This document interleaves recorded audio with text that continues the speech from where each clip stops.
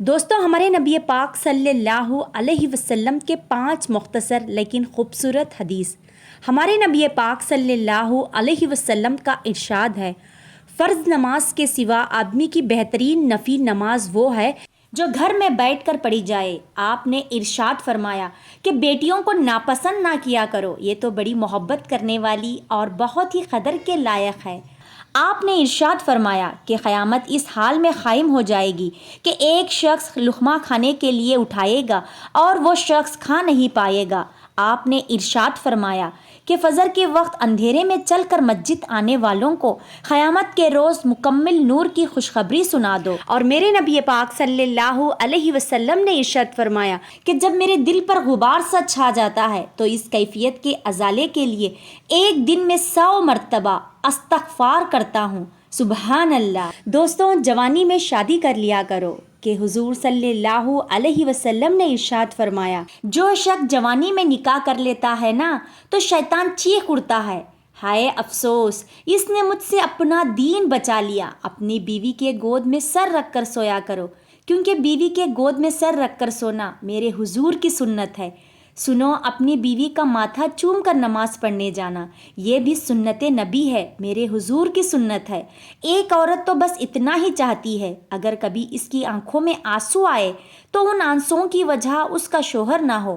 اگر بیوی ناراض ہو جائے تو کھانا کھاتے ہوئے چند لقمے اپنے ہاتھ سے اپنی بیوی کو کھلائے، انشاءاللہ ساری ناراضگی ختم ہو جائے گی۔ ایک عورت تب نہیں ہارتی جب پوری دنیا اس کے خلاف ہوتی ہے، وہ تب ہار جاتی ہے جب اس کا شوہر اس کے خلاف ہوتا ہے۔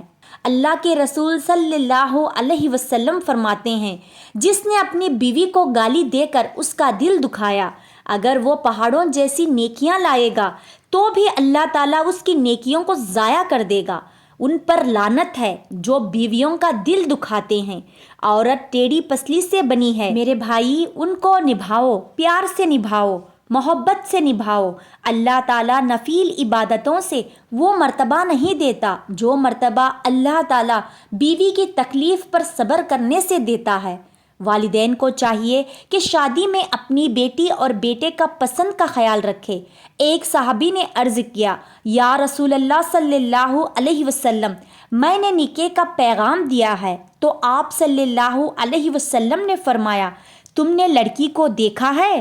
تو اس نے کہا نہیں۔ آپ نے فرمایا، لڑکی کو دیکھ لو۔ اتنی گنجائش رکھی گئی ہے کہ لڑکا لڑکی شادی سے پہلے ایک دوسرے کو دیکھ لے، کیونکہ انہوں نے ساتھ میں زندگی گزارنی ہے۔ ہمارے معاشرے میں بیٹیوں سے کوئی پوچھتا ہی نہیں اور بیٹے کی بھی زبردستی شادی کرتے ہیں۔ اللہ نے شریعت میں حق رکھا ہے لڑکا اور لڑکی کا۔ حضور کی بارگاہ میں ایک نوجوان آیا، یہ سن کر میل حدیث اس کو یاد رکھے۔ عرض کی، حضور میں سارے گناہ چھوڑ سکتا ہوں، زنا نہیں چھوڑتا۔ حضور مجھ سے زینے کی اجازت ہونی چاہیے۔ میرے حبیب نے تھپکی دی، بٹھا لیا۔ میں کہتا ہوں، حضور نے گنہگاروں کا معاشرے سے کاٹا نہیں، ان کی تربیت فرمائی، ان کو قریب فرمایا۔ میرے حبیب کریم صلی اللہ علیہ وسلم نے فرمایا، ادھر آ بیٹھ جا۔ بیٹھ گئے۔ حضور نے فرمایا، تو پسند کرتا ہے تیری ماں کے ساتھ کوئی بدکاری کرے؟ حضور نہیں۔ فرمایا، تو پسند کرتا ہے تیری بیٹی کے ساتھ کوئی بدکاری کرے؟ یا رسول اللہ، میں آنکھیں نکال دوں گا۔ جس کے ساتھ تو بدکاری کی اجازت مانگ رہا ہے وہ کسی کی ماں نہیں لگتی، وہ کسی کی بہن نہیں لگتی، وہ کسی کی بیٹی نہیں ہوگی۔ یاد رکھے، عورت وہ ہے جو اپنوں کو چھوڑ کر جو اپنے پتی پر بھروسہ کرتی ہیں، اور مرد وہ ہیں جو اپنی پتنی کو چھوڑ کر باقی پورے گھر والوں پر بھروسہ کرتا ہے۔ وہ یہ بھول جاتا ہے کہ وہ اسے اپنی ذمہ داری پر بیاہ کر لایا ہے، نہ کہ گھر والوں۔ جن بہنوں کی شادی ہو گئی ہے وہ سن لے، شوہر کام پر جانے لگے تو بیوی کو چاہیے 5 منٹ کے لیے اپنے تمام کام چھوڑ دے، دروازے تک شوہر کو چھوڑ کر آئے اور باقاعدہ مسکراتے چہرے کے ساتھ دعائیں دے کر شوہر کو رخصت کرے۔ ہمارے معاشرے میں یہ چیزیں نہیں پائی جاتی، ہماری یہاں اس کا بالکل الٹ ہے۔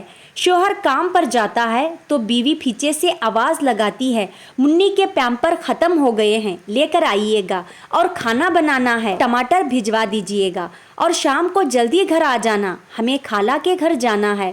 اس کے علاوہ شوہر کی رخصتی کے وقت بیوی یا تو کچن میں مصروف ہوتی ہے یا ناشتہ بنا رہی ہوتی ہے، برتن دھوتی رہتی ہے یا بستر سمٹ رہی ہوتی ہے یا بچوں کو دیکھ رہی ہوتی ہے۔ نادان عورتیں نہیں جانتی یہ 5 منٹ اس کی زندگی میں کتنی محبت پیدا کر دے گی۔